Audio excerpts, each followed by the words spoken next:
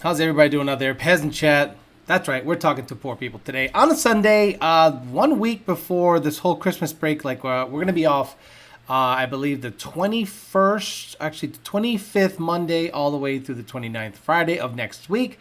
So this week will probably be the last week we'll be able to get it tuned before the beginning of the year. We'll be back on the 2nd, I am sure. So today what I'm going to talk about is that the ZR-1 is finally scheduled to get a transmission fixed up. Second gear started grinding a little bit on me, and Ben Calmer was nice enough to say, look, I'll hook you up. You've given me great business. You've promoted me on social media, and a lot of the business that comes through the door is, they literally mention your name, so I appreciate that, and I'd like to do something for you. And I said, well, not a problem. The ZR-1 is right there. I can't do a hard one, too, without it grinding a little bit. So it'd be a good opportunity to get it fixed by, in my opinion, one of the better guys in the business, Ben Calmer, up in Pennsylvania. So we're going to go talk about that, what the goals are, the clutch replacement. I already talked to Alec Bledsoe. We're going to try to get a different clutch in there, but we'll see what the options are, pricing, and all that stuff before we, pull the trigger on anything. Also, I think I found the smoking gun on the GT500. I'm going to release a video on it tonight based on just some preliminary stuff that I found, which prompted me to make the decision to pull the motor. I'm going to go ahead and pull the motor out. I'm going to put it on the ground, and I'm going to go through everything because I want to verify some thoughts that I have on it. We'll talk about that, but not before Mr. Bill O'Reilly says hello to the people here. We'll do it live. Okay. We'll do it live. Fuck it. Do it live. I'll write it and we'll do it live. Fucking thing sucks. That's right. It always sucks. I mean, it sucks right now. I got to pull that motor again. To Auto Solution, Rami Saidan in Puerto Rico. Getting cars done down there, running the half mile, 9-second F-150s, 8-second ZR-1s, 8-second Mustangs, you name it. He's built it. Race Motive on Instagram, showing off his Porsche, probably somewhere in the, the gulag up in Russia, who knows. DNA Performance, DNAperformance.com, DNA Performance for all your Go Fast goodies online. Mention the show, you might get a little discount, YDBT, or just mention the Peasant Chat. Part Farm, partfarm.com, that's right, the Parts Farm. Shells, hearts, center consoles, bezels, dashes, you name it, check them out. Kongformer.com, Kongformer on Instagram. He's going to be porting the 2650 that's in the GT500 right now. Ultimate Header, ultimateheader.com, Ultimate Header on Instagram. PMAS, Nick James and PMAS, and Calmer Transmission, CalmerTransmission.com. Calmer Transmission, who is going to be doing some work on the ZR-1 so that I can actually probably go to, the quarter mile, have a little fun. I think that's a 9-second car as it sits, a 700 horsepower, 3,200 pound car. As long as I can 60 foot somewhere in the 1.5s, I think that car can run a 980, to be honest with you, because I think it's just that good. Let's say hi to the people here. Then we'll talk a little bit about what I found in the GT500, some of the ZR-1 transmission and clutch options, and we'll go from there. Ray Reynaldo, Angel Puerto Rico, Scott N, Brian Terry, D-Rock Fox, Martin, Lex Luthor, Clean 93 GT, and Justin Bales. By the way, there's like 60 of you that are the real MVPs. When I go on live, about 40 or 60 of you instantly hit the like button. You guys are the real ones. You're the MVPs. I appreciate you guys to hit the like button immediately because that is the main driver of the channel spread, for lack of a better word. Nitrogen Biosupplies, Smoking ZX14, The Wolf, Lee Presley, Justin Bales in the house, Smoking ZX again, EPA ATX Cobra, Ken Phillips, Craig Walls, Mr. Notch 4i himself, Phil Fez, Brian Terry. You never told me, Craig Walls, how much is roundabouts a billet 460 Noonan? I'm thinking $50,000.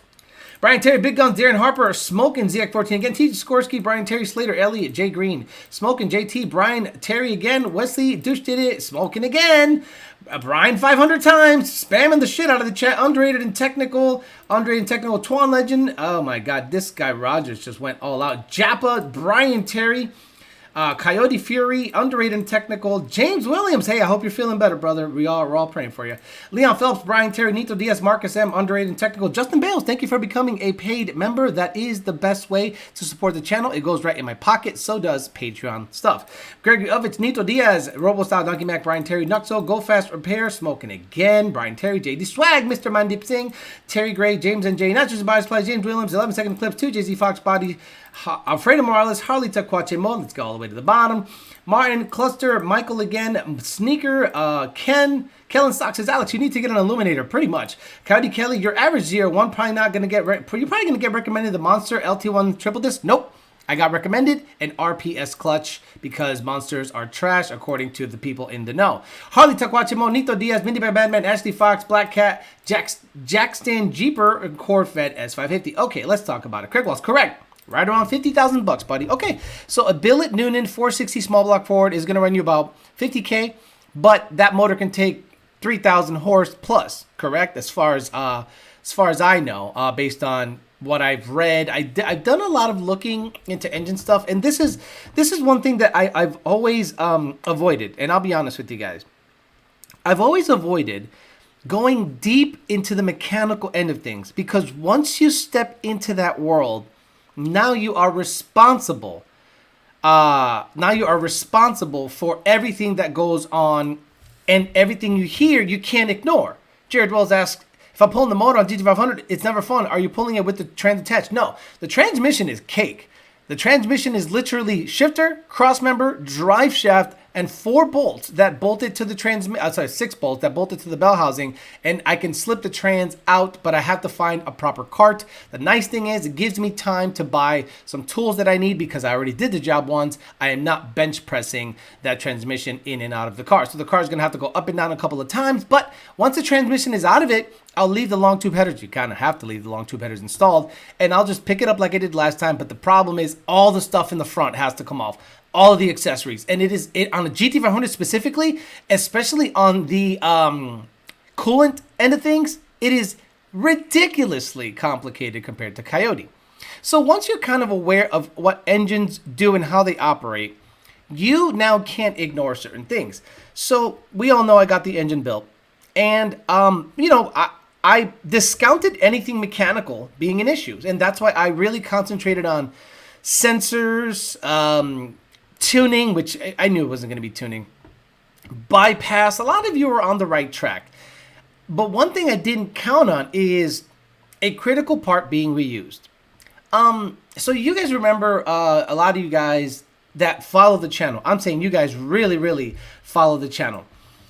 You guys remember that when I bought the GT500, it was down on power. Remember when I bought the GT500? The GT500, when I bought it from a guy in Pennsylvania, Randall. He thought this car wasn't for him. So he went to a track rental. We ripped it down the quarter mile. It went 8.1 at 168 or 169 or something like that.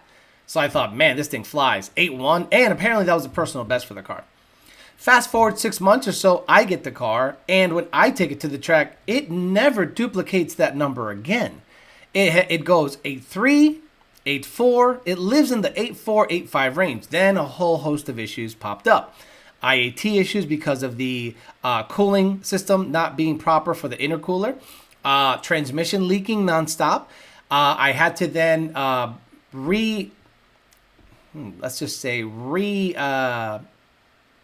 respec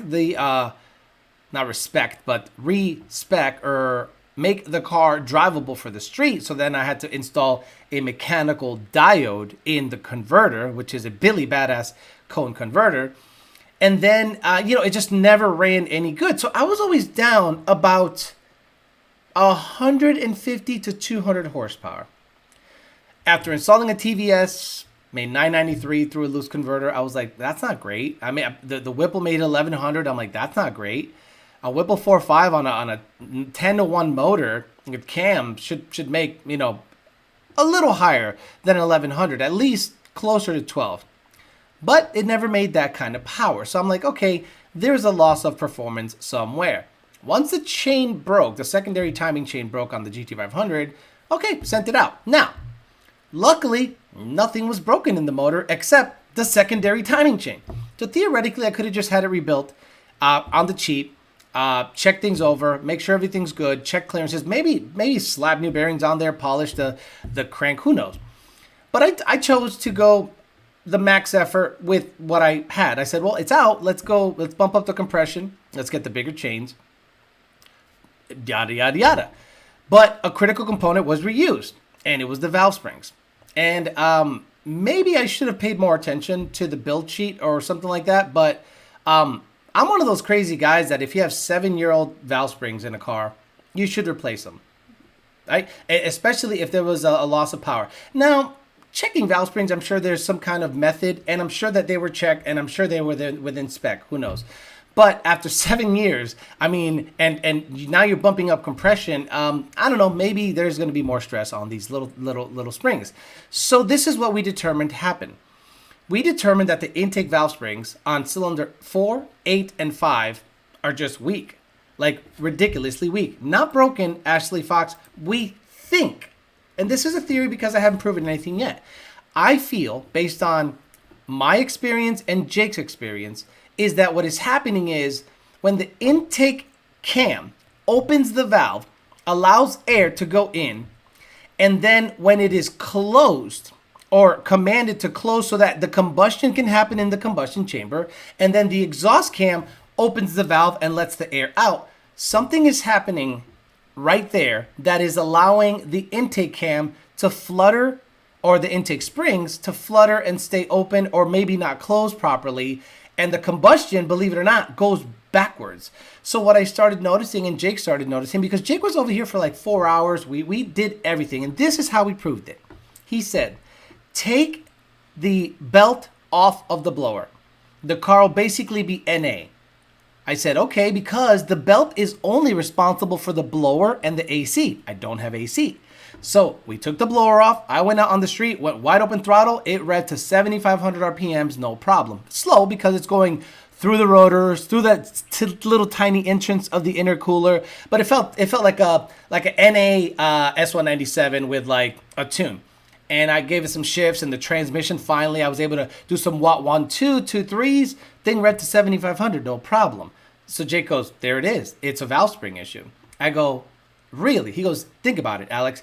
If you have a combustion event that is not completing, meaning intake, down, up, combustion, but now the combustion goes back.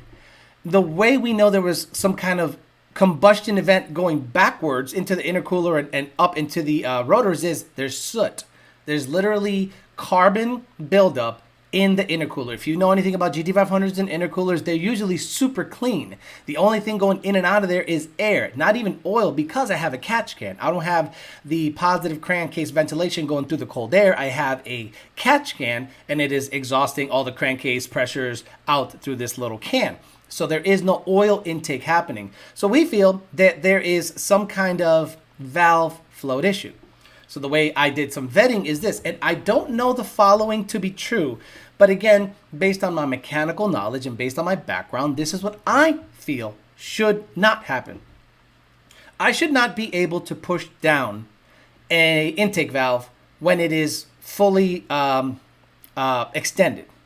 So I took off the passenger side cam cover, valve cover, and I'm able to depress the number 8 valve spring, intake valve spring. Not super easy, but pretty easy.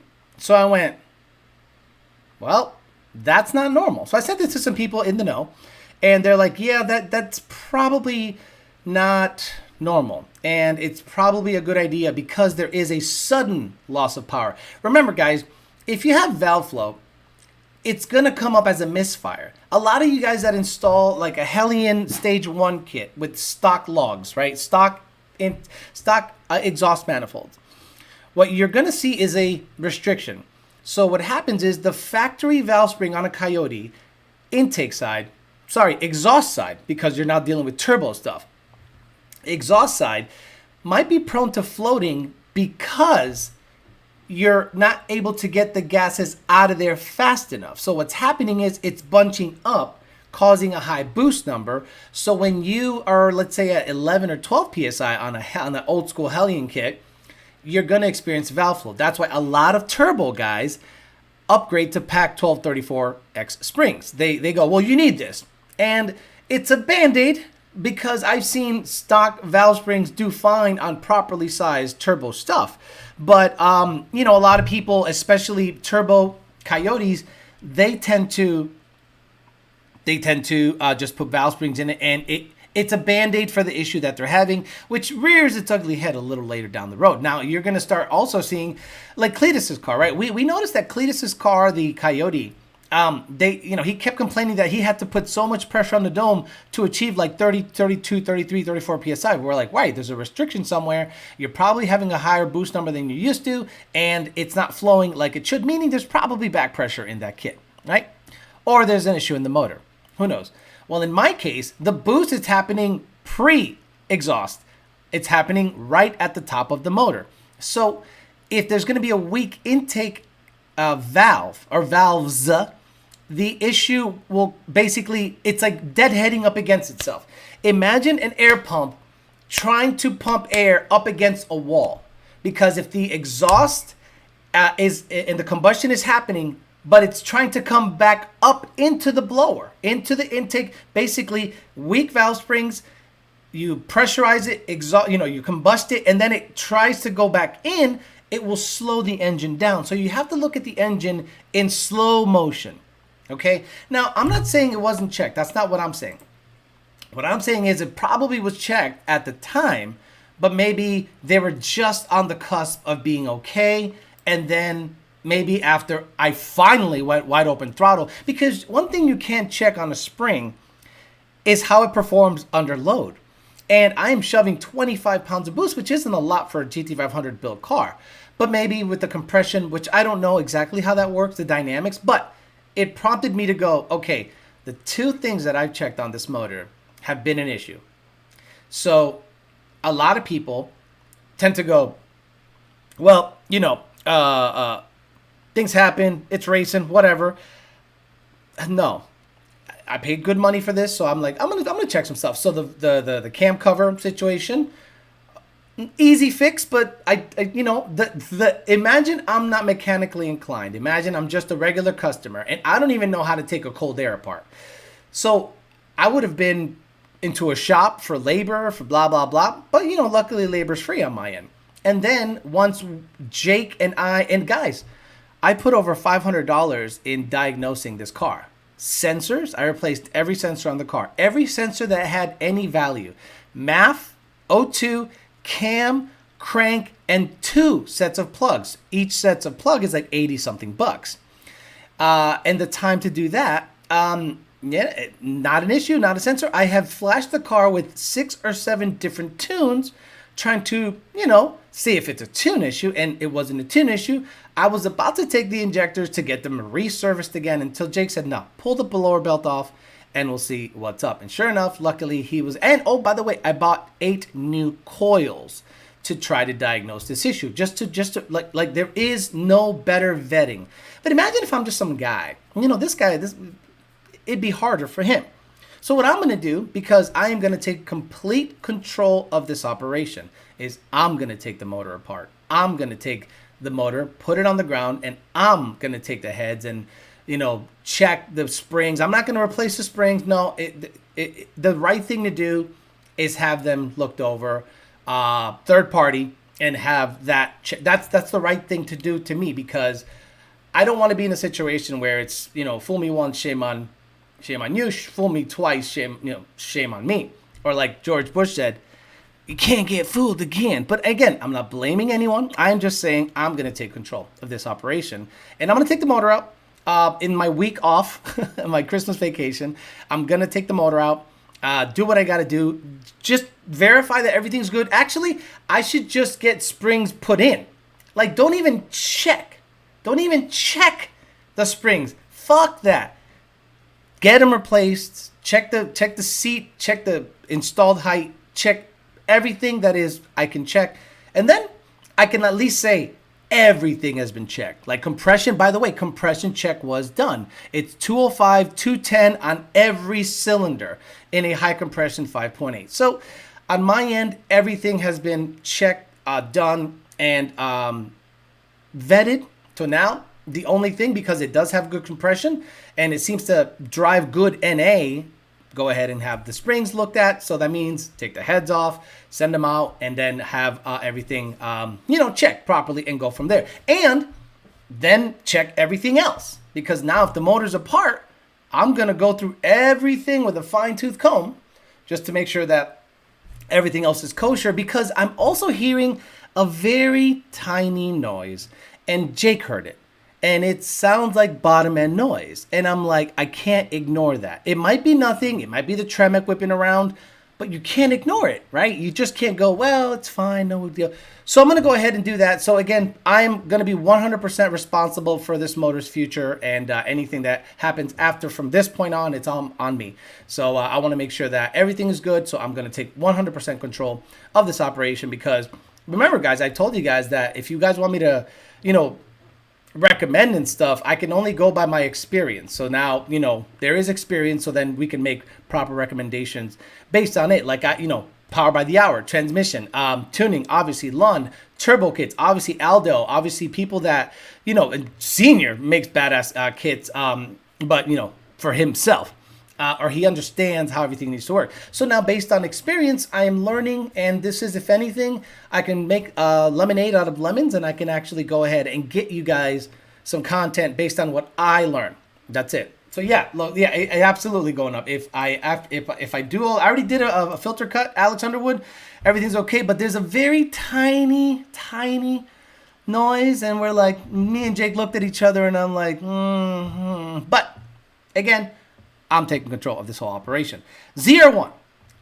Ben Callmer reached out to me and said, Alex, I'd like to do something nice for you, because you've done something nice for me. You've supported me this whole time since I was nobody in a shed, and I'd like to take care of you on the ZR-1. I said, absolutely awesome. But then I reached out to Alec Bledsoe, and I said, Alec Bledsoe, I need to know what clutch you recommend for under 1,000. I am not gonna make this thing an 1,100 horsepower max effort dump car that I can't drive. Tops, it'll make 900, 850 tops.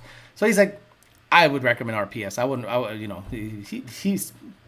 he just said, I recommend RPS stuff. And I said, shit, those are not cheap. Those are like $5,000. So we'll see what he says. Remind me Monday and we'll deal. So again, we'll see what happens on Monday. But according to his experience, he likes RPS stuff. And look, this is a ZR-1, and it is kind of a special car, and I don't want to just kind of like half-ass stuff. Luckily, I have the funds, but, it's not nice, separating with the funds. But if, at the end of the day, I could take this car to the track, run a 9, get to that content, and continue giving you content, do a lid, do meth, heyo, E85 the car, and then know that the clutch and transmission are good for a while. And the only other thing will be the motor, right? The motor hasn't been messed with, so that's probably the weakest link in the whole situation. So there you go. There is the, look, there is I don't know if there's a warranty, but look, I'm just going to take control. I'm just going to take control. I'm not going to badmouth anybody. I don't even have bad feelings about anybody. I'm just going to do I'm going to do a fact-finding mission, because now I need to know what's happening. Have you ever done something and then the antennas go up and you go, okay, don't ignore that. There's a little feeling in your gut that you get sometimes that you go, I was ignoring the bottom end noise. I was like, oh, it is clutch. And I'm like, I don't know. It's a noise. Remember, what was done to this motor, same crank, same rods, same heads, same cams were used. Like same heads, cams, crank, and rods. What was done to this motor essentially was pistons, hone everything to make sure it fits, and new timing chain, and then install. But everything else was already good. You know what I mean? Like theoretically, if I could have fixed the secondary timing chain, and then done a valve job, I probably would have been into it for maybe, $2,500, all in. But, again, I'm not salty on anybody. What I'm doing is I'm taking control. But there is a feeling that you get, a little pit of feeling in your stomach where you're like, okay, it's time to not ignore what you hear or you feel, and vet everything, go through everything, and see how all that goes. Just a firm clutch, Alex. I'm right, exactly. Talk to Callum this week. Actually, gonna make the drive and sell all 4 of my broken MT82s to him. Then finally put my T56 in there, or in the car. This is why we can't have nice things. I've heard some Tremec trans make rattling sounds at idle with bigger camshafts. It does, and I'm not gonna lie, the Tremec is loud. So I'm like, maybe it's just a Tremec, because oil pressure seems fine. No Mustang tick, no tick. This sounds like a a deeper thud. But again, remember, I have a Bondelbird's 50-year-old spec clutch.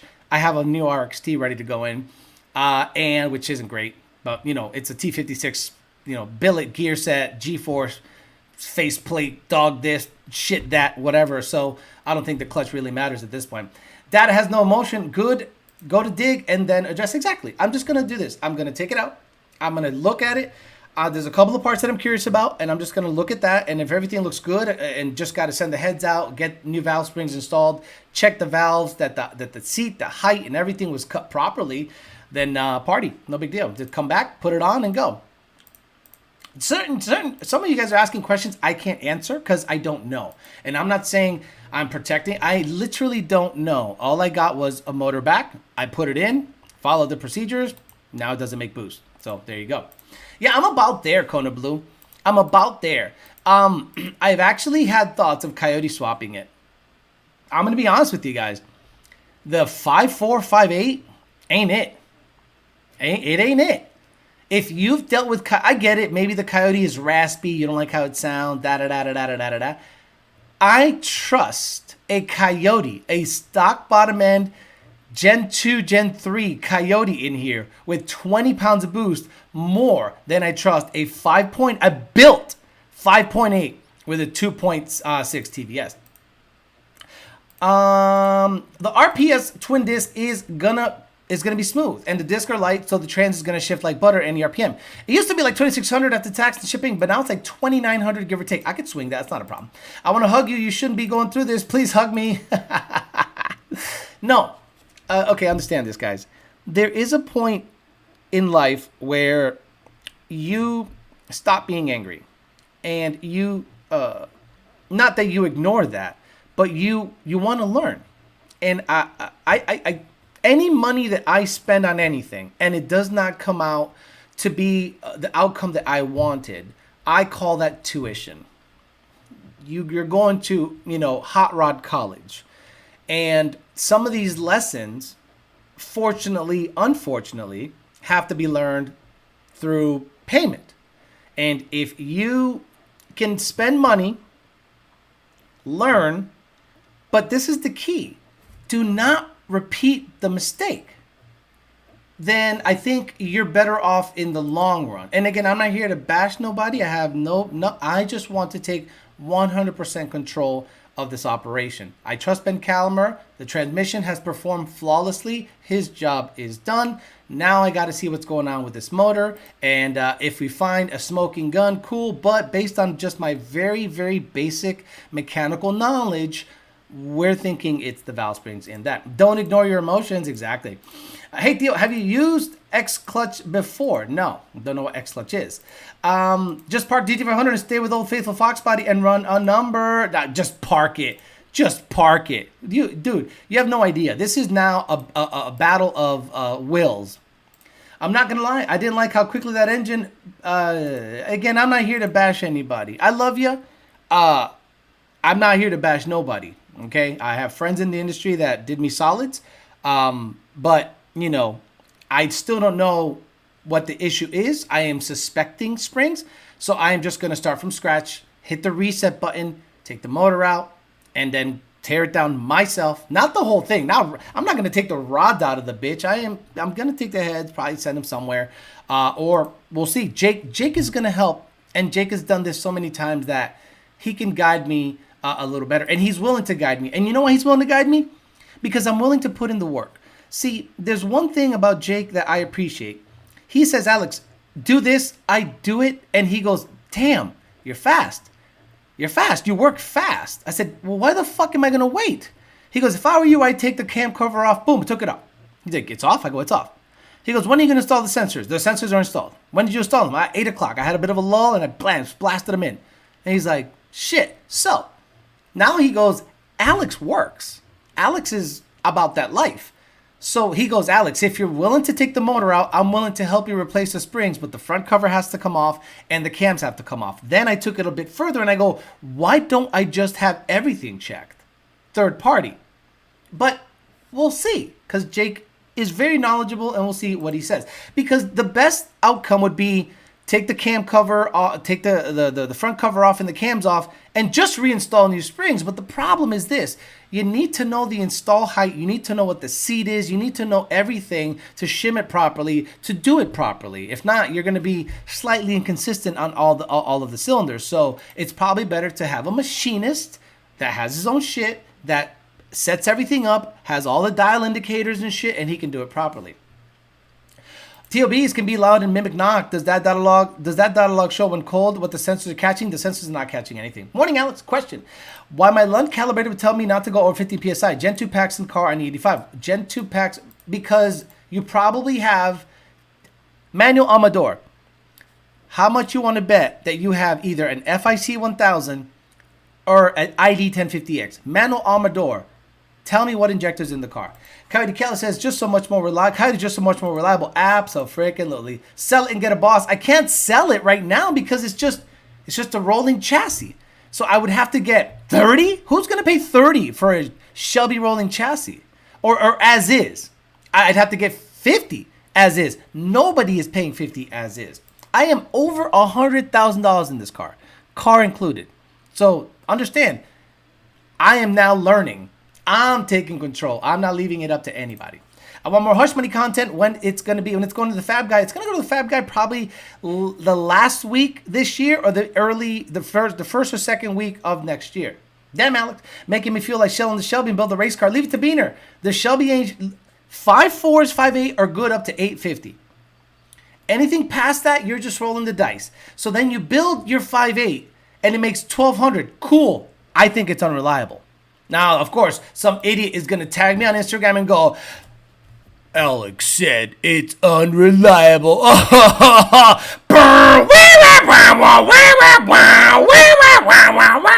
Asshole. Not telling anybody you rebuilt it 3 times. But then it's not a Shelby. New Caddy project, hell yeah. Two projects for the price of the GT350. Telling you, Alex, small block Ford for the win. No, this is why I am doing a Coyote for the Fairmont. Support the companies. I want to support Jake. I want to support Lund. You can't do that with a small block Ford.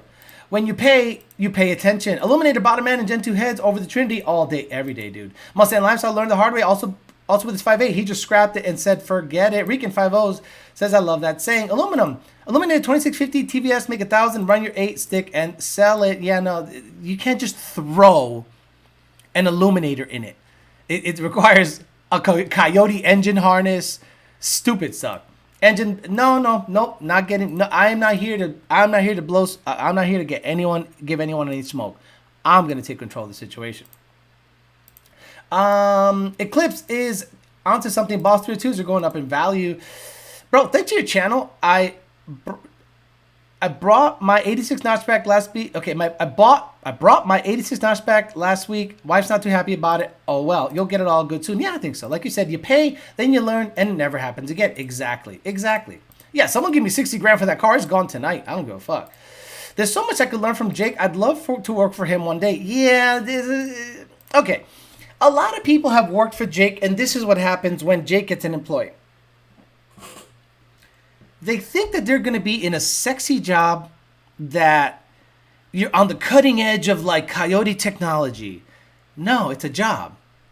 You're flashing computers, you're making harnesses, you're cataloging shit, you're using a system. It's a job. But what you learn during that job is a huge amount. But a lot of people think, oh, this is boring, this is bullshit. And they think they can do better. So they leave, start their own shit, and they struggle.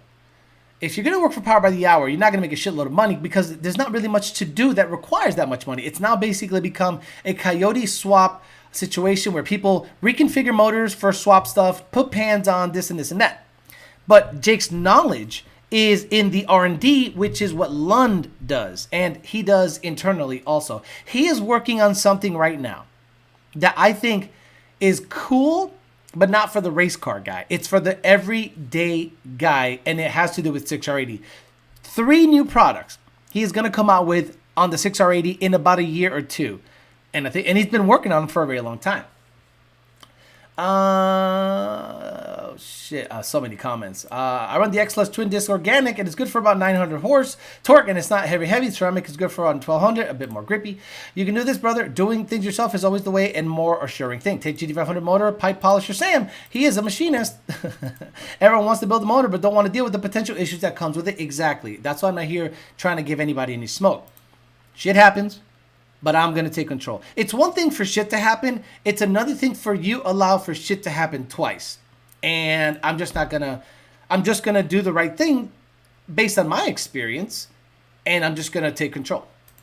Mess with everyone and put the Shelby motor in the Fairmont and Coyote Swap GT500 and just play games with everyone. I probably would do that if it was feasible, but it's not. Alex, I'm confused between an inch and 7/8 and a fuel system for my 700 horsepower Mustang. What should I guess first? I run FFE and BAP at the moment. Fuel system, brother. Fuel system. The long tubes, you're not going to get that big of a difference if you already run FFE. Now you got to get a good snap-on digital torque wrench and torque the heads and stuff. Jake has all that stuff. Working at the moment, catch replay later. Only good thing is more content. Exactly. The Sleepy Joe offered tuition forgiveness for this too. No, but Sleepy Joe lets gay guys get rammed in the Senate offices. Great stuff. You hear about that? For anyone that's a Democrat on the chat, bro, you guys are getting gay guys stuffed on video at the Capitol. Good job. Good morning, says Mike Jones. Carrie Wolf says machine shops can't check valve spring frequency when that goes spring pressure go. Okay. Machine shops can't check valve spring frequency. When that goes, spring pressure goes away very fast. Yeah, it seems to have gone within 3 pulls. You remember? Look at the dyno. It progressively got worse, even though I kept adding timing. I'm like, it's making like, okay, 15 degrees. Okay, maybe the lack of timing and the rich condition is okay. Let me add some timing. Okay, power came back, but it's super wavy. But power's probably down 200 horse at this moment. A 4.5 Whipple at 30 psi with a 12-to-1 motor at 17 degrees of timing should make 1250. Easy. But it's not. So I'm like, okay, something's wrong. And then when I talked to Jake, I go, yeah, we had this issue with another engine builder down in Florida, and they ended up having a bad valve spring. Do you hear from Frank anymore? No, I do not. Yes, I did Monty 540, and, I did. Let's just say didn't hear the right words come out. And I was like, okay. Because, okay, it's one thing to say, I'll do what I can. It's another thing to say, ship me the car. I'll take care of it. Remember I told you guys about a seat issue I had with UPS where I shipped a set of Recaro, red piping, 85 to 86 tan seats. And then UPS river danced on the packages. Guy gets the packages. It's not my fault, right? I mean, it is my fault because I guess I didn't wrap the seats in adamantium and double tape everything. I guess it's my fault. So he received the seats and he received them all jacked up, and I gave them every penny back. So there's a couple of nice words that I like to hear when I feel there is an issue with something, and I didn't hear those words. And again, no big deal. It's all good. I'm going to take control of the situation. No hard feelings. It's all good. That's the difference. Most would immediately go to complain online, blast the supplier. Well, technically, Ken Phillips, this is me complaining online, right? Like, you could say that. But at the end of the day, I'm not out there complaining about anything. I'm just saying, hey, he said he, fixed the issue, but, we talked about other things. And I was like, okay, you know what? No offense. I'm just going to take control of the situation. Thank you. And that's all. That's all. No drama, no bullshit. Alice, what engine is best for winter? Oh, shit. Carly Wolf, thank you for the money. Appreciate that. $5 super chat. Thank you very much. Say, one day I wanted to auto swap my 17 GT. Buy another car. If you want to auto swap your fucking manual, Jared Wells, you trade it in on an auto. Trust me. Trade it in on an auto. Please listen when I say this based on years of experience. If you own a 17 GT manual, supercharged, blah, blah, blah, blah, blah, take all the good shit out, trade it in on an auto if you want to auto swap it.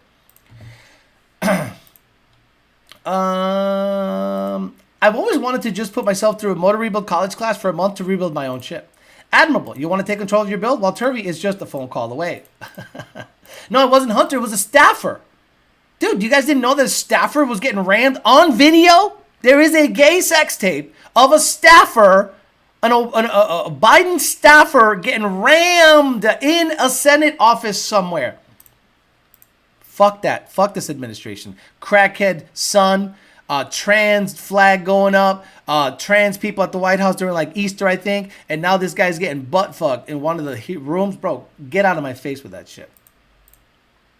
Who is the top dog company for Coyote valve springs? I think it's PAC, right? PAC 1234X's on Coyote stuff. I don't know shit about the Shelby, and that's why.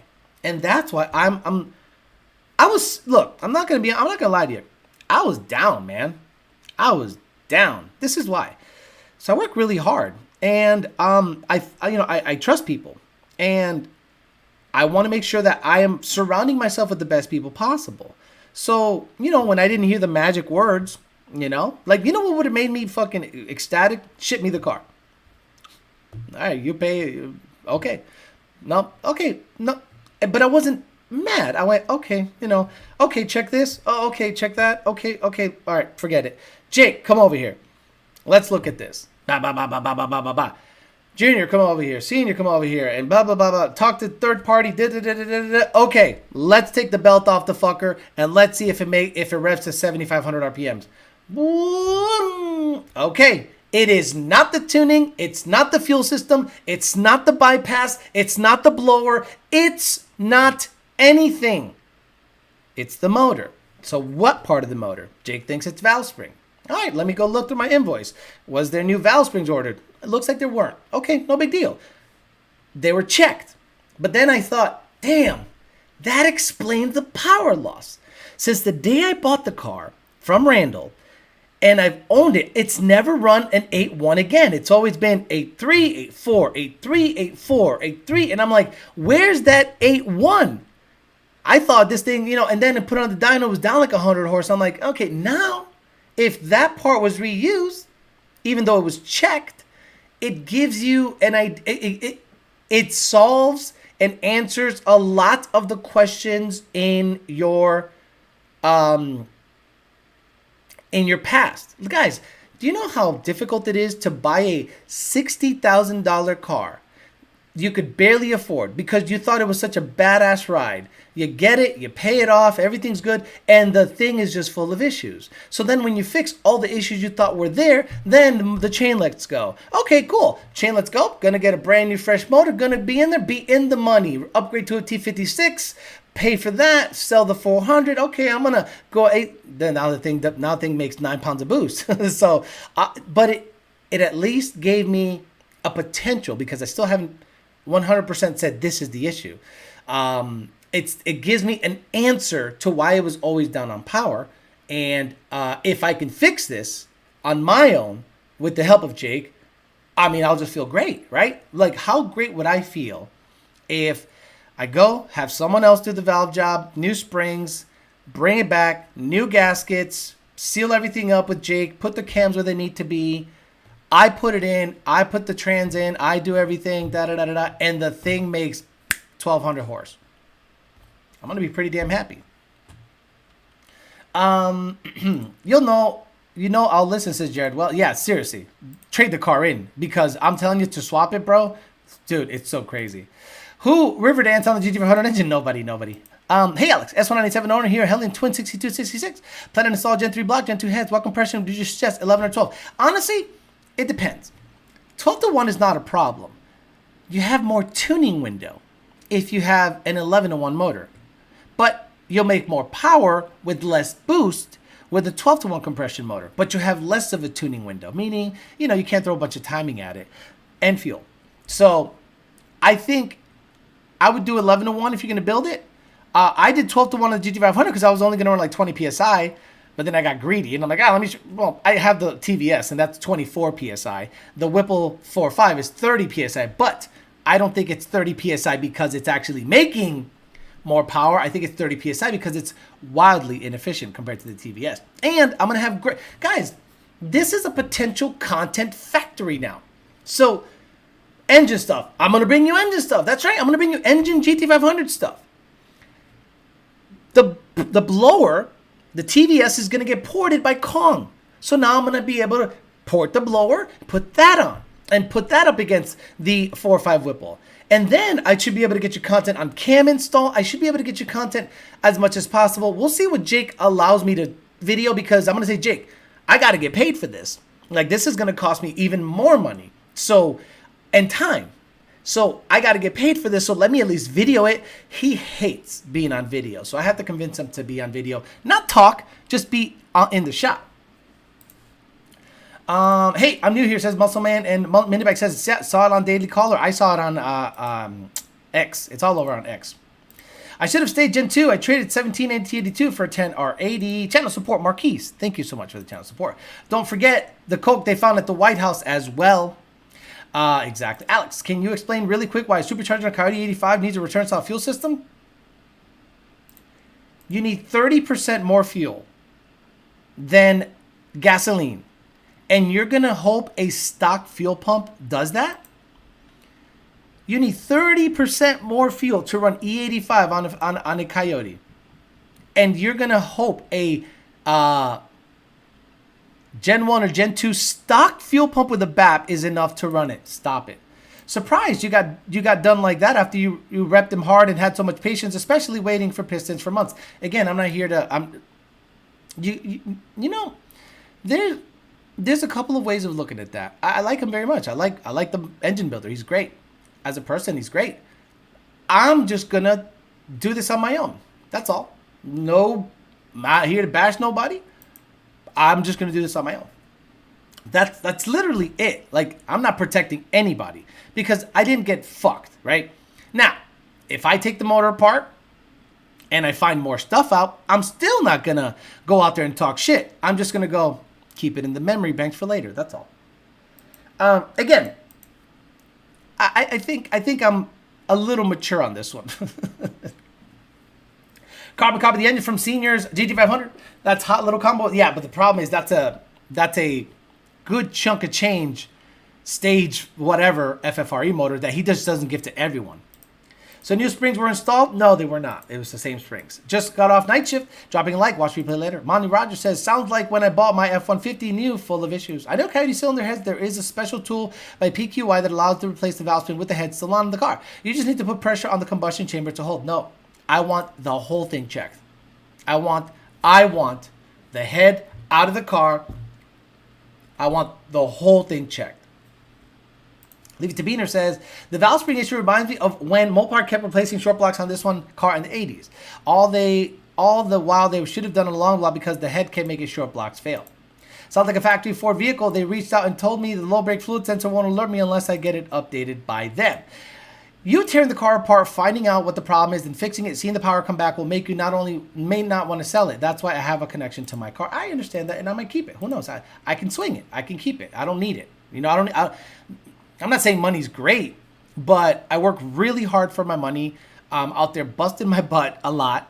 I work 8 to 9 hours a day at lawn, and then I work all day and all night in the garage doing something or other to the cars to either figure out, learn, or get video content on. And this now has taken up most of my free time. You'll be stepping up to Turvey's territory if you fix your engine. All the best to the new car, Alex. I also second Jordan MHS, that's who built my motor for the red car. Need to get in the car. Okay, got it. Hey Alex, will the 10R80 be able to keep up with the 6R80 for drag racing like in the Grey Goose? Nope, not at all. I don't think so. I think the 10R80 is good.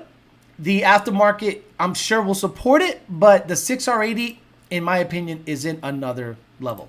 Just blow out Jake's face on the video and not have him speak. No, he literally clams up and acts different when a camera is on. Is it worth to build the Gen 2 Coyote with 90,000 miles or get something new in your opinion? I wouldn't build anything with over 75,000 miles or 70,000 miles.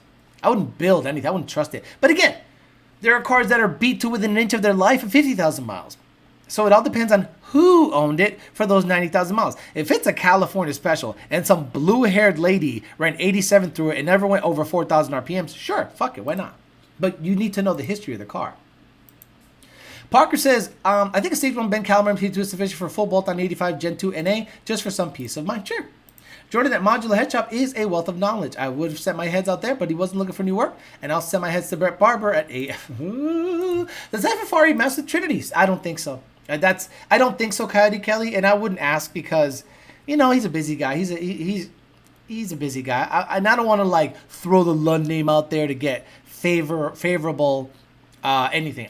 It'll be a third party situation because I don't have the equipment. Alex, 2020 GT500 getting cheaper. Would you buy one stock with a stick 14 GT500? I would never buy a 2020 GT500. Why? A ZR-1's a better roll car. I have that. Why would I? And the GT500 is a shitty drag car. Why would I? No. This is how you respectfully say, suck my dick to the... No. I get it. Again, all I do is all I'm saying is I'm going to take control. I'm not here to trash anybody or nothing. Fuck all that.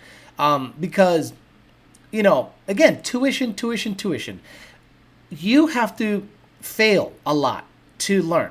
And if you don't fail, you don't learn. So I don't think this was obviously my doing because I came off... guys, I've had like 4 O2 sensors in this thing. I've had 2 or 3 sets of spark plugs in the thing. Jake got me a crank sensor and a cam sensor. I was about to do some stuff with the injectors, and if you were a regular customer, I have control of the tuning on this car. So I was just trying 15 different things, and I'm like, dude, I have no idea what is going on. Bypass this, that, nothing. I tried everything, and it's about $500 worth of just stuff to try. Only to just take the belt off and verify it's an engine issue. Do you suspect any other issues other than valve springs? Oh, there's one thing I'm gonna look at.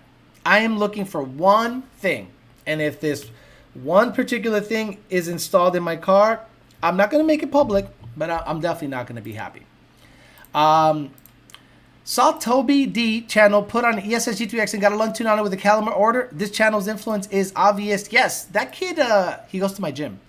Him and his friend, they work on the car. He goes to my gym. Is the blue tuning company going to realize their mistake after the... Okay, what are you talking about? What, Roger, I understand you think you're Alex Jones with conspiracy theories. What I'm going to say is this, because we're not looking to rock boats here. We are happy that HP Tuners allows us to tune with their product. We're very happy. We're happy with the product. Sure. We just think, or not we, forget we. I, Alejandro Flores, think that if anything new, tuning-wise, should happen on the Ford market, it should happen with the company that sells the absolutely ever-living shit out of your product. If we have 4,000, guys, 4,000, think about that number. Just on TDN. We have 4,000 customers on the Ford side. Just Lund.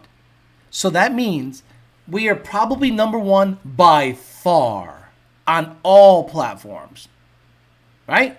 Do you know of any one LS guy that has the potential to get 4,000 people? So all we're saying is this.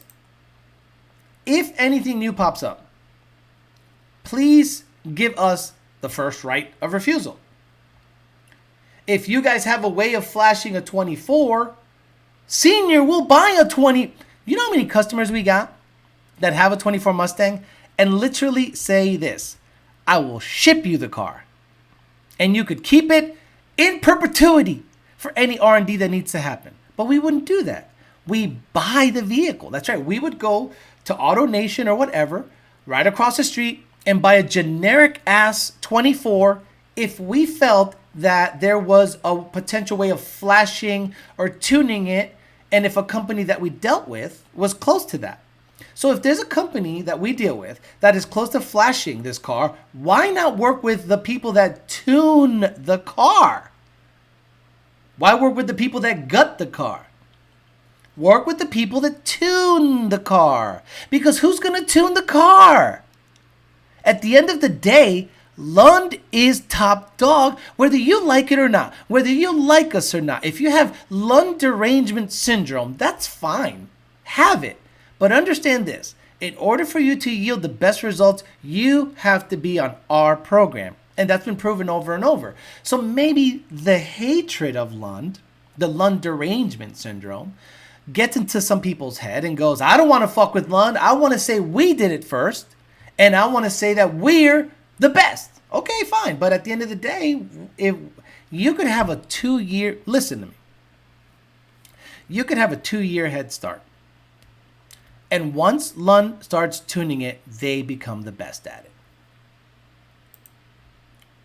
But what about the flat plane crank?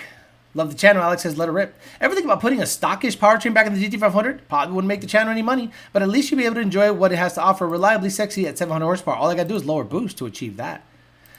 Toby went from a Whipple 3.0 to ESX, and everyone was saying it was a downgrade, but I don't think so. Right, he roll races all the time, so I think the ESS is better for him. That kid Toby's a joke. He shouldn't work on his own cars. Toby can't be saved. You'd facepalm yourself watching his stuff. He does it for content.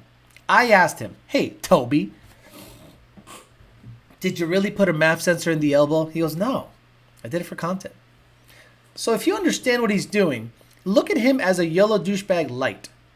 See, I was hardcore trolling cars and people. And I was actually telling people to do a burnout the worst way possible. Remember how to do a proper burnout video when I was back in Massachusetts and how to launch a car at the track? People in the comments were like, are you fucking serious? This is the worst advice. I'm like, you think I'm being dead serious, asshole? Let me see if I can find that video. Excuse me, sorry. Alejandro Flores. Back in the skinny days, Alejandro Flores, how to launch. No. I was wearing like a reddish Spartan shirt. Here you go. Tips and tricks on the perfect launch at the drag strip. Hey. Wow, dude, this is, you want to talk about a carb? Look at my face, right? Right? A little more filled out. Look at this sad, skinny motherfucker. You want to talk about a guy that you thought looked good, but he was actually super skinny and malnourished? Dude, and obviously you could tell that working for Lund and working for you guys has aged me really quickly. So this video, people actually thought was serious. It's 1:42 seconds. Hey, it's Alex. I see a lot of you guys posting for advice on how to make these 2011 through 2014 cars launch at the track properly, trying to get your best ET. A lot of you guys wonder whether you should go with a drag radial or with a slick. Well, you know, I have 3 quick tips as to what to do at the track to at least yield you a better launch, and hopefully that'll help you on your track day. First, roll through the water box.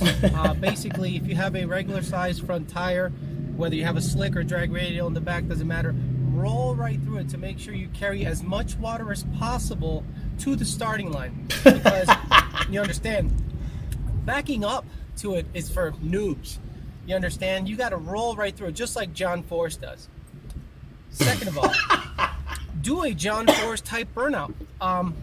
Especially with a street tire like a Pirelli P0, loves nothing better than to be insanely hot and almost melted. That'll definitely get you to launch real good. And third, make sure you rev it to about 8,000 RPM and just dump the clutch. Just dump it, because these 5.0s, I mean, they're built fucking for tough. And, you know, nothing's going to break these things. Not like an axle tube will bend or anything. So remember, roll through the water box. Gotta love it. Carry as much water as possible to the starting line. Do a John Force burnout. And dump the clutch at 8,000 RPMs. You should have 0 issues. People literally thought I was being dead serious. And I was like, what the fuck?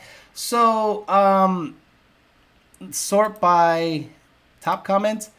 I tried all the things in this video and I ran the fastest I've ever ran. I ran 997, 141, 140. Thanks for the tips, bro. Obviously, he's being funny.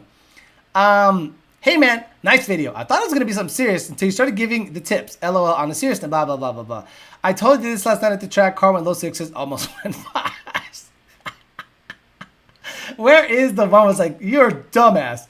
It's almost said, do a John Force burnout, instant sub. I'll wait until Mustang Week to do this into a crowd. Fucking classic.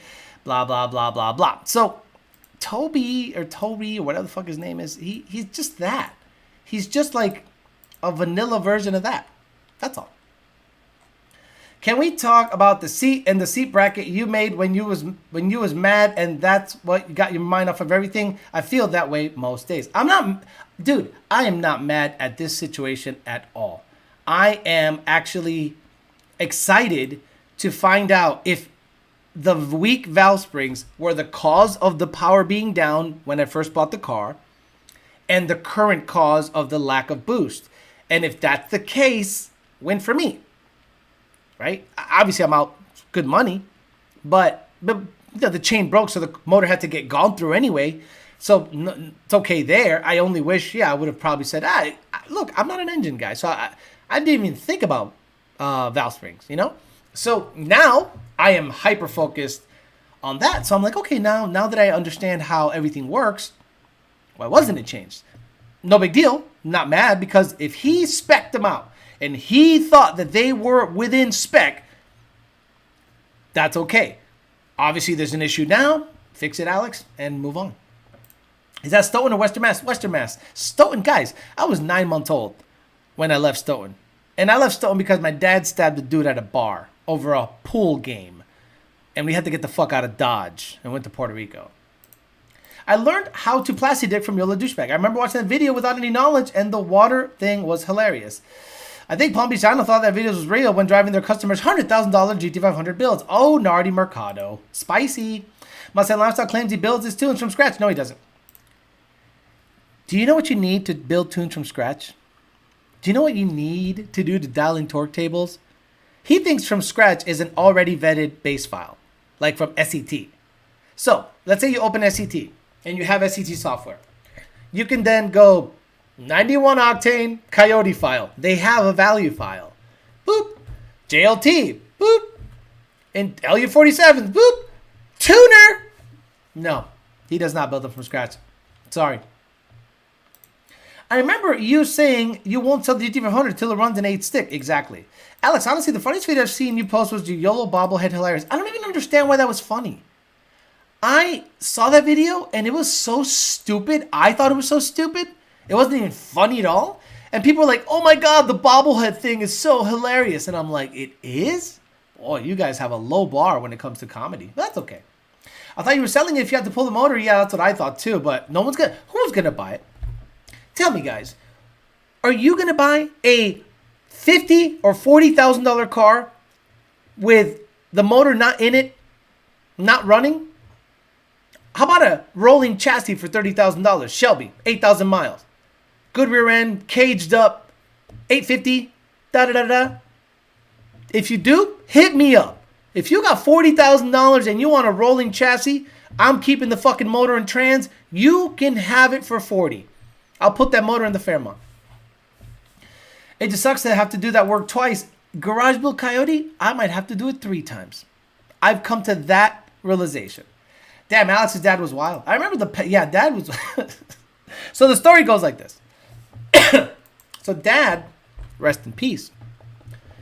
Dad he was a very good pool player. Excellent. Like, super above average. Analytical about angles. Dad was very, very much into hustling too. He was a street guy. So he goes to this bar in Stoughton somewhere, a pool hall. Pool halls are a thing in a lot of these small communities, especially in the Northeast, because that's where all like the drug deals take place. That's where the bad people hang out. The bikers, in the 80s and 90s, the bikers, the bad guys, the drug dealers, they hang out at pool halls, smoke, drink, and play pool. And then you bet. So Dad was up there. He was very good, and he was hustling the guy. So they were playing 9-ball. So Dad would always tell me after, when I was older, there's a certain way that you can stack the ball and break that the probability of the 9 going in on the break is high. So Dad, on purpose, hit it in the incorrect spot and played just good enough, but to lose.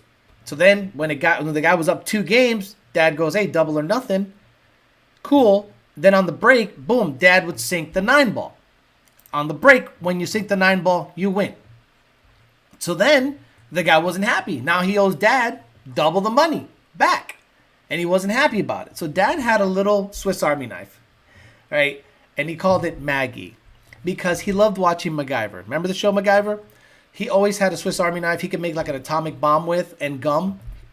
MacGyver would make an atomic bomb with a Swiss Army knife and Doublemint chewing gum and the aluminum wrapping that the gum came in. Like, it would blow up a city.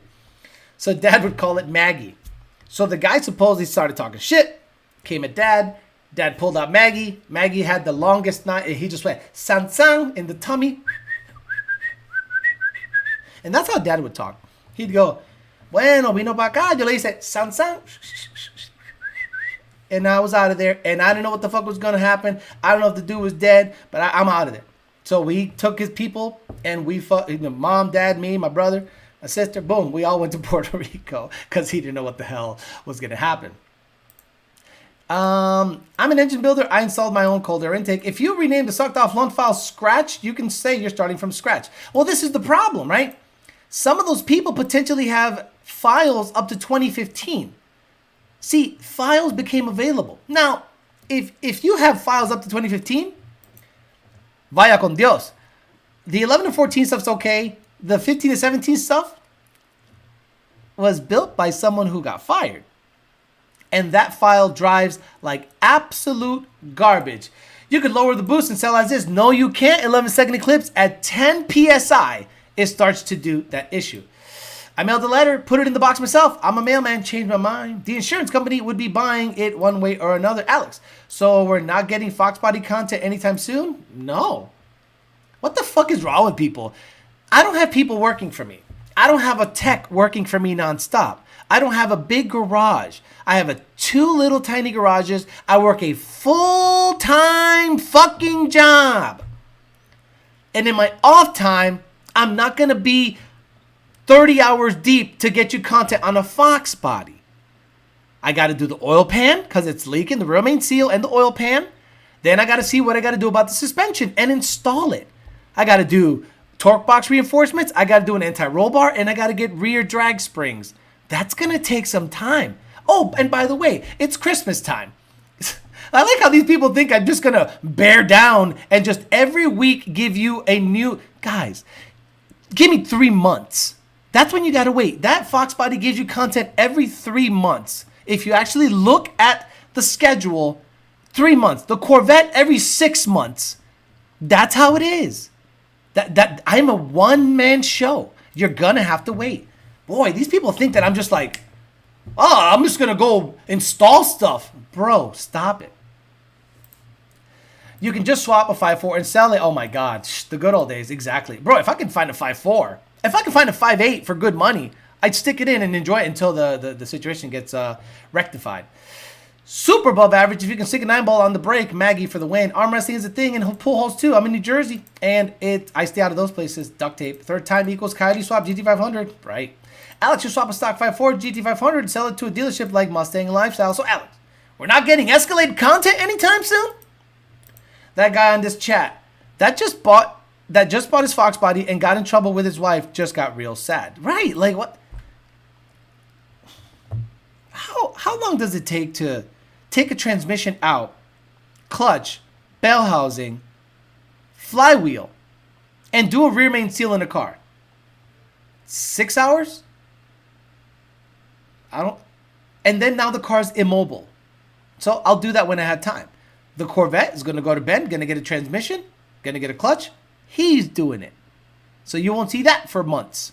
GT500 is my main concern right now because that thing is like the bane of my existence right now. It's just been an absolute nightmare car to own. But if I can still succeed after all this bullshit, bro, I'm gonna be proud of myself. Alex just bought basically a new Gen 2 motor for my 15, looking to make 1,000 horsepower. How would you build it to make it last for roll racing? I would buy an Illuminator, 6'3" Soldier. Look, if you want to be 1,000 horsepower, you got to have rods and pistons. If you want to have it be reliable. Don't get me wrong. Can you do it with stock stuff? Yes. If you stud it, put some studs in it, and you re-ring the pistons, it might be okay. But to be honest with you, rods and pistons, manly shit, balance it, size it up, proper boost, and stud it. Basically, an Illuminator. We're talking reliable, so I'm not going to mince words and take chances on stock stuff. Alex, isn't John Dock, y'all? Thank God the guy got fired, didn't drive the Grey Goose at World Cup. 5.4 is in every junkyard just waiting. No, I'm not going to get a Navigator 5.4, you psycho. People, just wait and see. Alex puts on the channels. Why do they make demands? I don't understand. I don't understand why they make demands. So, Alex, we're not getting any Mach-E content soon? Parts Farm has GT 5.8 long block. Yeah, 20,000 bucks. Let's look at it. Okay, good. Great. Parts Farm. Partsfarm.com. So, if I want a bone stock 5.8 right now, just to throw in the car on the same week, let's say I go boom, boom. Oh, man, Parts Farm, did you pay the partsfarm.com? It's the Parts Farm. Okay, here we go. Excuse me, sorry. Coughing in the mic. Trinity Motor. I think he sells those immediately. You know, the funny thing about Trinity Motors, and this is a hot take, it's just not as good as Coyote. I'm sorry. But this is a complete situation, transmission included, I think. It's 20,000 bucks. Wait, drivetrain. So this is a complete pullout. Heyo. Any other pictures, like side pictures? Look at TR6060. So this is good. This is a good. That looks like a T56 to me. What the? Okay, that's a TR6060. So Parts Farm has a 5.8 Trinity motor, 6-speed, drop-in deal for 18,000 bucks. So I mean, I'm not gonna do this, but like that's what they cost. Now, for some reason, Shelby guys look at this and they think it's like the end-all be-all. I'll be honest with you, a Gen 2 Coyote with a blower is way better than a Trinity with a blower. Maybe it doesn't make the same torque. Maybe it doesn't have the same allure. This is an old, ancient design that makes great torque and great power, and if you have the proper valve springs, should make a good boost. But it's not a Coyote. It's just not. And I'm not saying that to be facetious. The Coyote is lighter, higher revving, better flowing heads, better overall, especially Gen 2 and up. You bench press the transmission. You can do it in 2 hours. Alex, got to hire one of those bums that washes windshields. One for a videographer. No feet content anytime soon. This is what I would say is 6. Okay. Wait, no calves content soon? Alex, you make stacks, just hire a team with insurance, taxes, 401k, etc., and let them piss you off, right? Like, okay, understand. Let's say, excuse me. Let's do some math. Let's get the calculator up. Calculator. So let's say someone like a Cletus, right? He employs two fabricator guys, mechanics. I don't know what the LS George does except just annoy people. And Jim, the guy that actually knows racing. So 4 people. Sand polishes for free. So let's say each person makes $65,000 a year times 4. That's $260,000 every year that Garrett has to come up with to pay those guys. Now, I think he pays them probably that, and then the perks are more, like free reign of the garage, dyno, meaning, hey, you guys can have the tool, da-da-da-da-da. You could do side gigs. You could do side YouTube channels. I don't care. But I need you in this office, in this garage, for at least 40 hours a week and events, and your base pay is 60,000 bucks. So if it was 60,000 bucks, that's 65,000 bucks. That's $260,000 that he has to come off pocket. And that's not what it cost him. That's what it cost him just for their salary, not insurance, workman's comp, 401k if he offers it, and any other stuff. So let's say 325,000 bucks is just 4 employees per year. And they have how many cars that you know of? They have the Fox body. They have the Corvette. I'm saying legit on the channel, ones you look forward to. They got a bunch of other side projects that I don't care about. But they have the El Camino, the Corvette, 6-second car, the Fox body, and the rest are just like B and C class cars, right? So that's 4 project cars. I have 5. Now, why do I have 5? Content. I can always do something to one of the cars. Corvette gone, GT500 work on. When the Corvette comes back, run 9s. When the GT500 stuff gets done, run that. Then have some time. Then go ahead and do the Fox body. Do that. The Fairmont will be gone at the chassis shop. So I have 4 active projects that are 100% responsible by me. Everything. The money, the wrenching, everything is done by me. So all you have to do is just be a little patient. I don't know a lot about it. I just know the cars that you guys know. I'm sure you guys know about other cars that, but let's say he's got 4 employees. That's what it takes.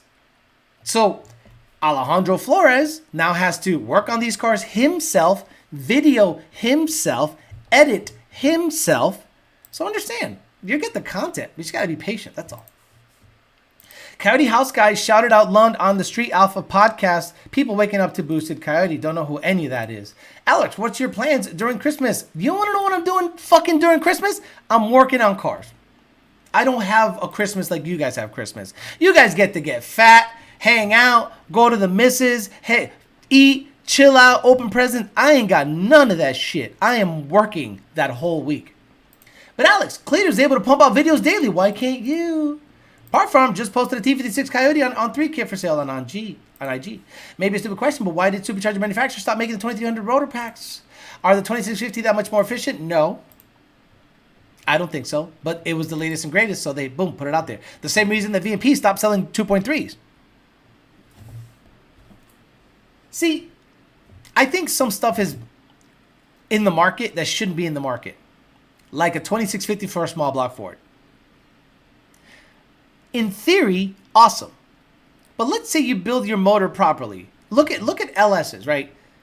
How many 2650s outshine the 2300 when comparably built? I would say the 2300 with a port is probably a better choice for low end and drivability and power up to 800, 900 than a 2650. I think 2650 is just too big. It's stupid in my opinion. It's like shoving a 4.5 liter Whipple on a stock motor. It doesn't make sense. But people do it anyway. So why do they do it over the 2300? Because it's the latest and greatest and that's what they're pushing. Once they start pushing 3100 TVSs or 3.1 or whatever they're going to come out with, the 2650 will slowly go away. Someone got fired. So is this the reason my new tune in the name on the email says Lund Calibrator? No, nobody got fired here. Nobody got fired here. That person that got fired back in 2015. Yo, Alex, you see the Cybertruck stuck in the snow and to be towed by a Ford? Okay, so that Cybertruck was a demo model, rear wheel drive.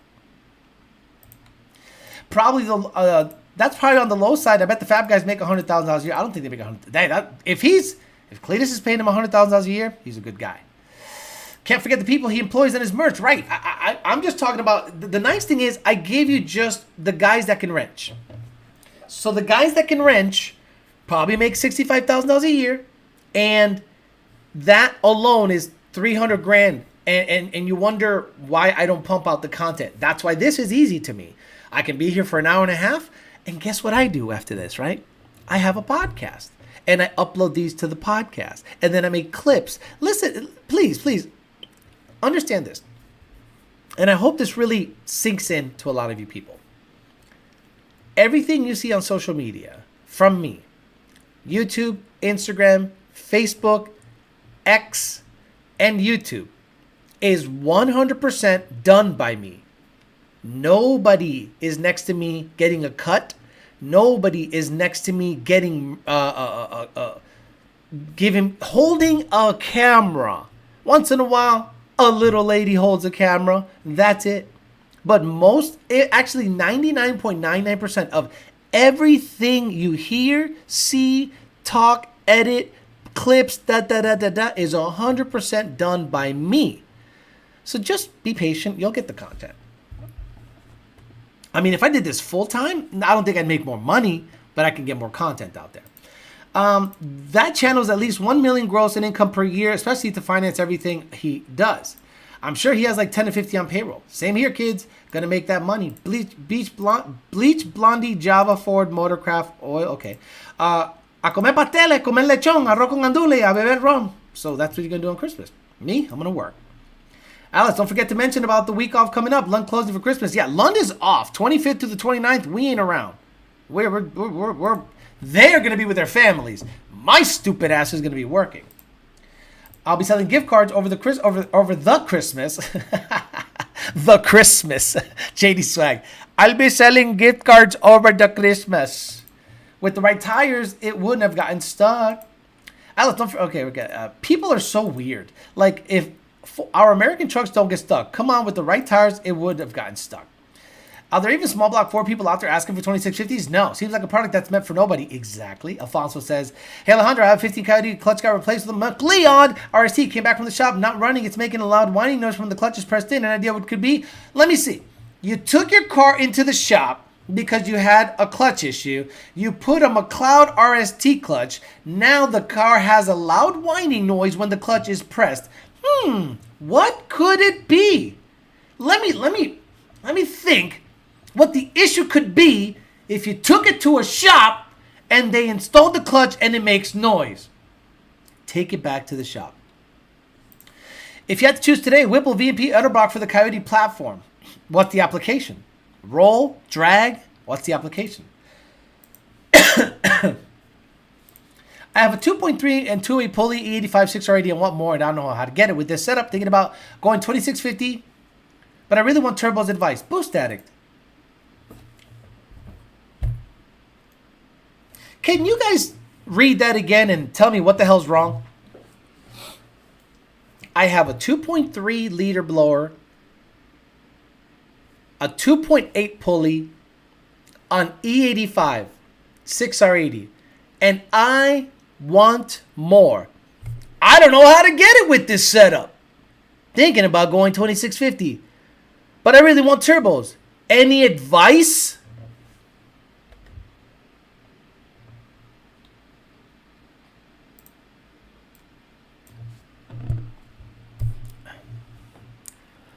Pulley down.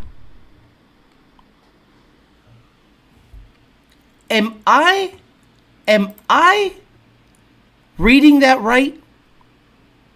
You have a 2.8 pulley. You have a 2.8 pulley on a 2.3, and you don't know how to get more power out of it on E85. I must be in Bizarro World. How can I teach these kids? I failed you. I failed you. If you're listening to this show and you asked that question, I failed you. Blame me. Maybe I didn't say it 15 times in a row. Maybe you don't understand that a smaller pulley would make more boost. How can I teach these kids? I'm going to have to go back to the drawing board. I'm going to have to go back to the drawing board and see why people aren't listening to the very simple words that are coming out of my mouth. How can I teach these kids? He wants more power, has a 2.8 upper, does not know how to make more power. Pulley down, smaller upper pulley, shorter belt, bigger crank pulley. Wow. Wow. We had this conversation. See, you guys think I'm kidding. You guys think I'm kidding when I tell you that there are people out there that have a Whipple with a 3.8 upper and go, hey, how can I go faster? I go, excuse me?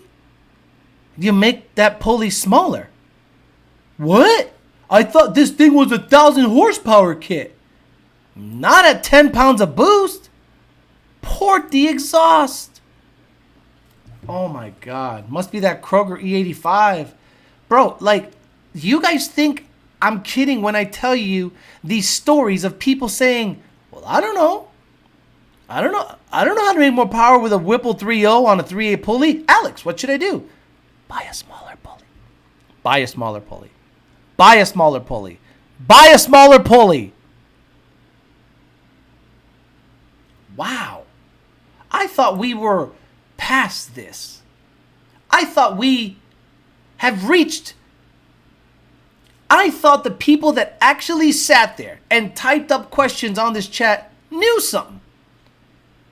Given that I have 1,500 videos to watch. I don't get it. I don't get it. Why do you own a car if you don't know how pulling down works? Love you. He wants to go twin turbo. Remember I said that? Unless he's being funny. Remember I said that?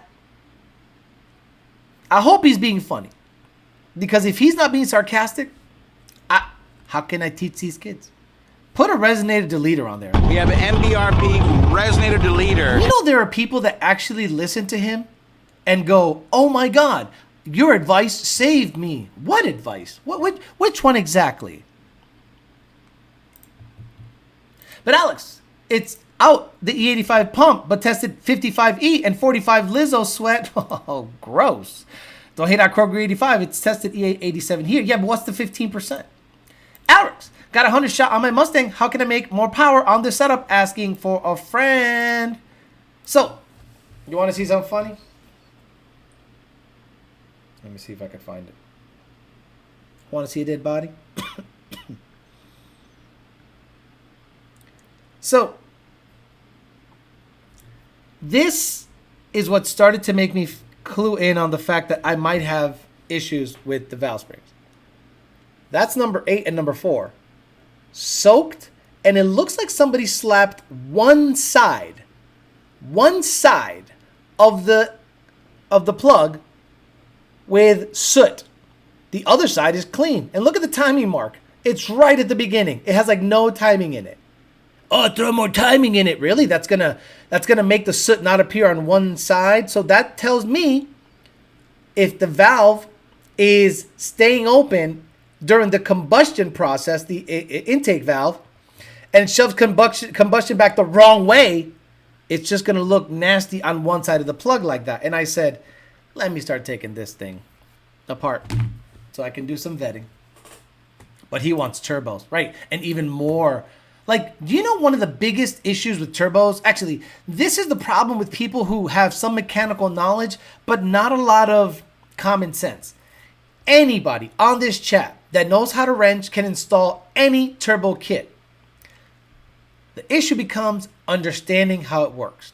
Do you know how many times I've seen people plumb the wastegate stuff on backwards? At least 15% of our customer base plumbs the wastegate stuff backwards. So they are basically shoving all the pressure on the dome, and it is seeing full horsepower, pinning it shut basically, and it's seeing 35 PSI at 6,000 RPMs. And it explodes. And then they blame Lund. Sorry, I have your data log. In the data log, instructions says, get me a 6,000 RPM pull on gate pressure. We ask you what springs are in it. You say 5-pound springs. Okay, so it should only see 5 PSI. And then it sees 30 PSI. Don't blame the tuner. It's Sunday. Can you allude to what part are you hoping to find in your motor? No. I want to see it live. I want you guys to find out with me what part of this motor I want to see if somebody installed something that I am adamantly against. Too many new illegals. Set the timing to 1 p.m. Learning to plumb and dial in boost curves. Wrong wastegate springs. I think if you raised compression, you would upgrade the springs for more cylinder pressure. No, dude. I mean, look, I don't know. Who's a motor builder out there? I'd love to get all these motor builders in a room. Separately, so they don't hear each other's answers. And just like answer a 10-question questionnaire. The tuner blew it up. Turbos shows who really knows how to work on cars. Alex using the On3 installation procedure on the GT500. The internet is free. You can literally Google how to set up a turbo kit. You can Google how a nuclear reactor works, and people still, fuck up a turbo kit. Yolo Bomba Clat Tuning says broken part, gender reveal. I think the 2650 for a small block Ford is awesome. Solely because I like supercharger violence, flat hoods, and small block Fords. Cool. Why not a 2.3? I would have loved a 2.3 intercooled supercharger. Matter of fact, I think it can be done. Oh, Alex. Oh, Alex. You have the Fox body to work with, Alex. You have the Fox body. But damn it, the work involved in making brackets, pulleys, and everything to work, it's going to be a pain in the butt. They can't read the map mid-pull. No, they can't read anything mid-pull. They just go watt to 6,000 because that's a safe RPM. And at 30 pounds of boost, it's over. And this is the problem. They go, oh, it feels really good. Right, let off. Let off. At 5 PSI, no Coyote should feel really good. So if your car is really hauling ass, let off. Mustang CC will teach you almost 2024, and people still think boost is boost regardless of turbo or blower. Exactly. Didn't do it, Alex. All right, I'm out of here. So today, I'm gonna keep tearing that motor up. I'm gonna try to jack up the motor. Okay, I gotta take the transmission off, drive shaft off, and the exhaust off. Fuck my life. But I gotta do it, and hopefully by next week or so, sometime, maybe Thursday or Friday, I'll have the motor out and on the ground. Jake can come by. We can take everything off and see what else we could find that, could be an issue. But until then, we'll see what happens. I will drop a video today just showing you some stuff. Again, nothing accusing anybody of anything. I wish to keep that to a minimum. I just want to learn and figure out the problem and get everything fixed up. So I'll try to drop a video today, 10-minute video, just showing you the vetting process of what I did. And maybe you guys will have some hints as to what's going on. But please keep the bashing to a minimum. I'm not here to bash anybody. I just want to learn and move on. Because like I said before, fool me once, shame on you. Fool me twice, shame on me. And I am not going to let anybody ever in history get a second chance. And again, not that they fucked me. Just maybe a slight oversight that was overlooked. I'm out of here. I'll see you guys on Tuesday for Talking Shit Tuesday. We'll hang out then a little bit. But for now, have a good rest of your weekend. Enjoy football. And I'll try to get you a video tonight at around 5 or 6 p.m. just showing you what I found. And we'll see how everything goes.